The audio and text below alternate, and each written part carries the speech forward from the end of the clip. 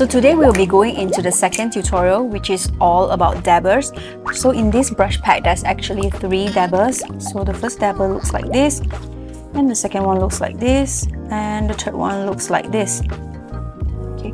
So for today's tutorial, you're going to be recreating a classic painting just by using the dabbers. So if you look here for the leaves, I'm just using one dabber. I'm just using this particular dabber. So you can actually mix and match, but I would suggest that you just try with one first, and then later on when you're more comfortable, you can actually add on other brushes as well. So the technique that we will be learning today is how do we gradually change color from one to the next. Now, why is this important? Let me show you. Okay, this is the guide that is given. Like there's a shadow and there's a gradient as well. So if you think that impasto strokes and marks are gradients, then you are very sorely mistaken. So when you talk about impasto brushes, you must always think of them as solid colors. Like for example, if I were to repaint this in impasto, it's gonna look like this, and then like this, and then like this. So it looks like a gradient, but actually it's 3 consecutive solid colors. So this is actually how impasto works. So if you want to put one stroke like this and expect to have a gradient like this, then you are sorely mistaken. Even when we are doing it in traditional medium, we always think of impasto as a solid color. So this is why this is a very valuable lesson for you, because you get to figure out how to transition from one color to the next. So today I'm actually going to demonstrate just this part. Why this part is because this part goes into red, goes into orange, and then it goes into blue. Basically, this part has the most gradient in the artwork. So let's talk about the project a little bit. When you open the project, you're going to see this file with the impasto sample like this. So what you want to do is turn off the sample and then turn on the guide. So the guide is here, the tree trunk and the background is already done. You can observe and learn how I paint the textures for the background, but today's tutorial is all about the dabbers. Now if we look at the guide, there are 2 sections in the tutorial. The first section is the main color and the second section is the shadow. So this is the shadow. So we always start with the main color first, which is the lighter color. So make a new layer and then pick the dabber. Okay, I'm going to start from here. So I'm just gonna pick this color and then go to my color picker and tap on the history to get the same color and drag it diagonally to get the shadow color. Now, if you do not know how to pick colors for the impasto brushes, you need to watch the first tutorial, because that is the tutorial that teaches you how to pick colors accurately and match colors to any base painting. Okay, so now I have the main color and the shadow color. Now let's look at the brush name. Okay, the brush name is called Brown Cream 1 Dabber D. So D means we paint with the dark color. So we'll be painting with this color, and make sure that this color is here selected. If it's not, just tap on it and it will be selected here in the circle. Okay, now let's just dab and see. Okay, it's too big. Let's just adjust the size. Okay, I'm gonna dab one here and then another one at the bottom here. Now here we are already starting to change the color. So here's what I'm gonna do. I'm just going to go over to my color picker. I already have the shadow color. I just have to change the main color. The shadow color remains the same. Okay, so you see that's a slight variation. So this is how we gradually change. We either change just the shadow or the main color. You don't have to do both because it's just way too much work. Okay, now I'm gonna do the same for the center here and get a bigger one. Oops, make sure that the dark one is selected. Okay, now here you can see that the shadow is getting a bit too different from where we are heading next, because the shadow color is very blue and where we are going is more green. So starting from here on out, we're gonna have to change the shadow color. So I'm gonna pick this color again, but then this time we're gonna refresh the shadow color.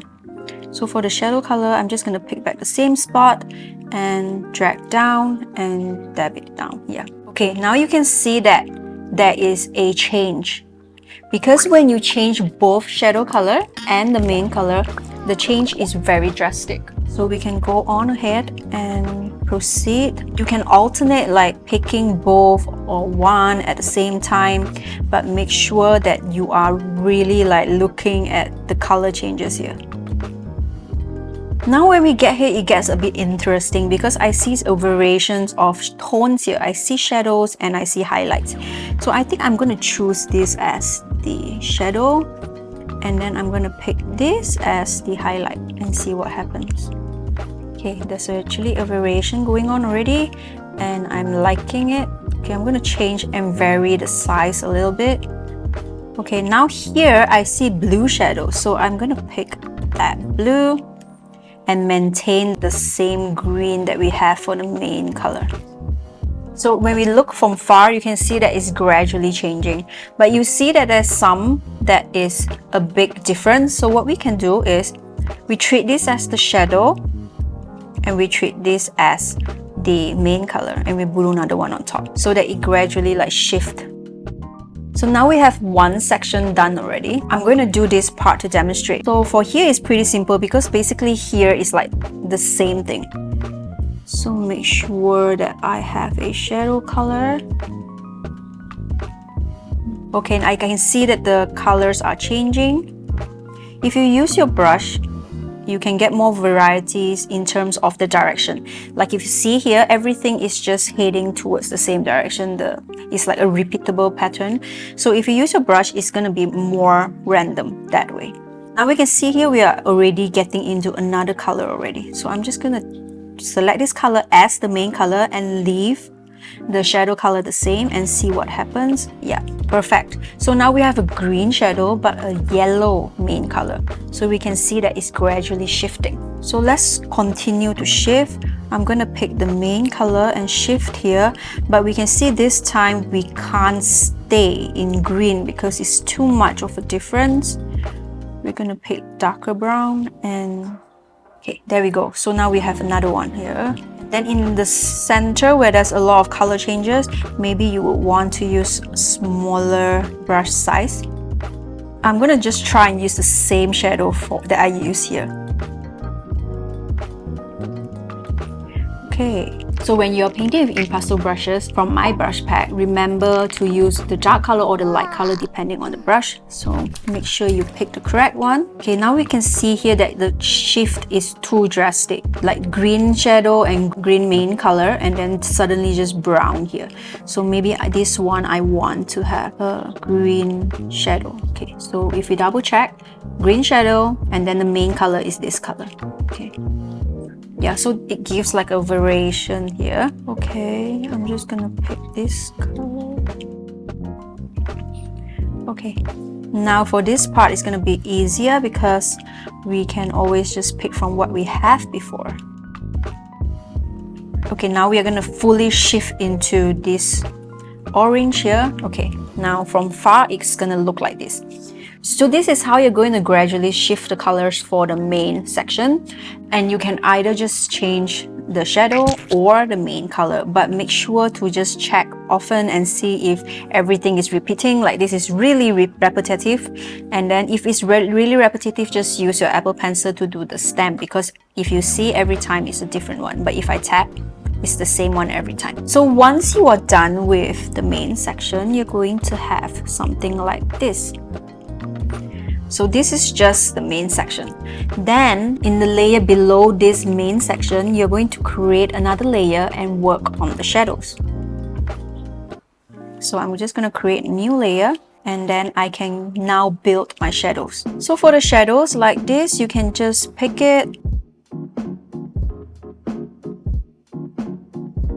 It's the same technique, you just have to make sure that your layer is underneath it so that when you paint, it's below the main section.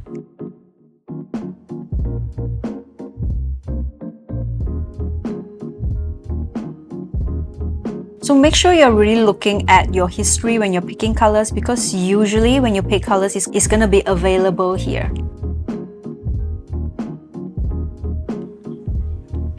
Okay, when you paint and you see that it's a different color, you know that you're in a different section. So just shift the main color. Sometimes whatever you have picked doesn't appear in the history, just so you know.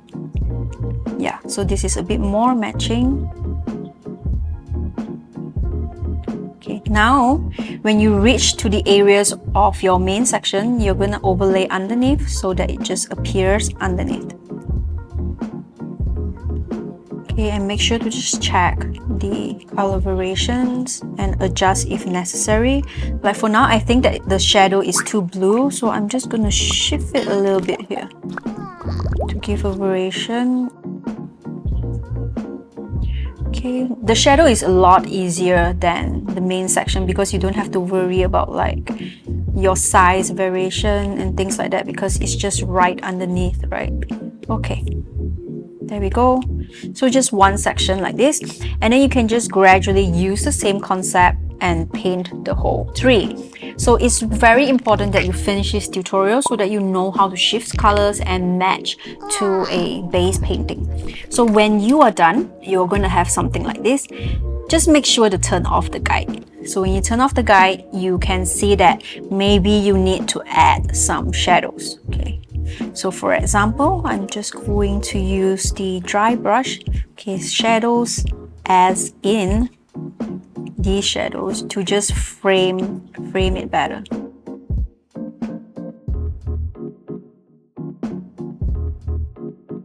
Then it will look more cohesive that way. Alright, so just remember to try this out and test the dabbers and make sure that you get used to the workflow of changing colors. And in the next tutorial, I'm going to share with you some tips on how you can speed up your workflow when you're working with my brushes instead of just picking colors all the time. Okay, so thank you so much for watching and I'll see you in the next tutorial. Bye!